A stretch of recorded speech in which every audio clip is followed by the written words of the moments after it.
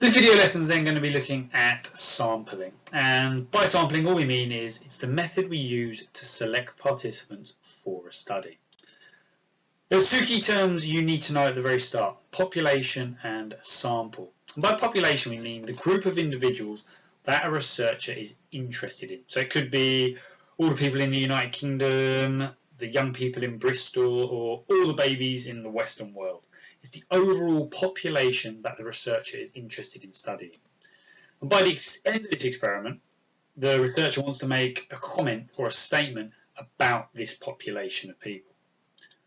A sample, on the other hand, is a lot smaller. Obviously, we can't study all the people in the UK or all the young people in Bristol. So a sample is a much smaller group that allows us to make a general statement about that larger group. So if we were doing, for example, all the babies in the Western world, the researcher is not going to go and research every single baby in all of Europe and the Western world. However, what they would do is maybe select all the babies who were born in 2 hospitals in London in January of 2050. Okay, so it gives them a small sample of Western babies, but it's obviously going to be reflective of the population. The first type of sampling we're going to look at then is opportunity sampling, and this is selecting people for your study based on the fact that they are available at the particular time you need them. So it could be, if we were going to run a study, or you were going to run a study, or I was, the most likely people we're going to use are students in the school. They're easily available at the time we want to do the study, and they should also fit the criteria for that study as well. Random sampling, on the other hand, gives each person in that population an equal chance of being selected to take part in the study.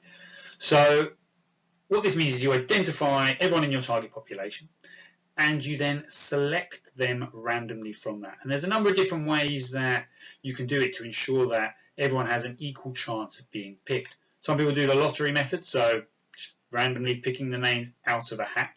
Again, that can be quite time consuming if you've got to firstly get everybody's names, cut them up, put them into a hat. But another method is a random number generator.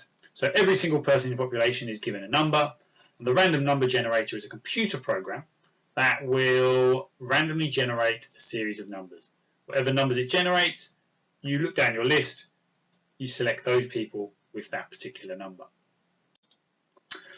Volunteer sampling, as the name suggests, is produced by asking for volunteers. So the volunteers will read your advert, which could be in a newspaper, the internet, on a notice board, and they will put themselves forward to be part of your investigation. Systematic sampling is based on a systematic process. So it could be selecting every nth person in a population or target group. So you might pick every single 5th person on the list, you'll select them, or every 10th person, or every 12th person, or 8th person. Whichever way you do it, whichever number, you'll systematically follow that rule throughout the population until you get your sample. And this numerical interval is applied consistently. So throughout the population, you apply this numerical interval, and at the end of that, you will have your sample for your study. Stratified sampling is all about identifying subgroups within a population. So if we look at boys and girls within the country, let's say boys make up 60% of the population, girls make up 40% of the population. What we would have to do is, if we were doing a sample, and we wanted to look at the UK, our sample would have to have that same proportion within it. 60% of our sample would have to be boys, 40% of our sample will have to be girls. So the subgroup is in proportion with the overall target population. And that is how we stratify sampling.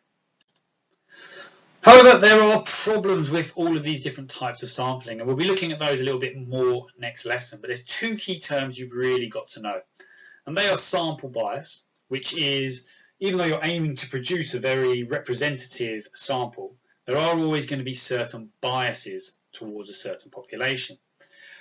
For example, in volunteer sampling, there's always a bias because it takes a certain type of person to volunteer. Only certain people with certain characteristics, such as being highly motivated or highly self-motivated, will read a newspaper article, see an advert for participation in a research study, and respond to that. So the results can only be generalized to that particular type of person. Whether they can be generalized to the rest of the population is debatable. And the second term you need to know is generalization. So this is, can we take the findings from this study and generalize it to the wider population? So we've got sample bias and generalization, and we'll be going through these terms a little bit more in the next lesson.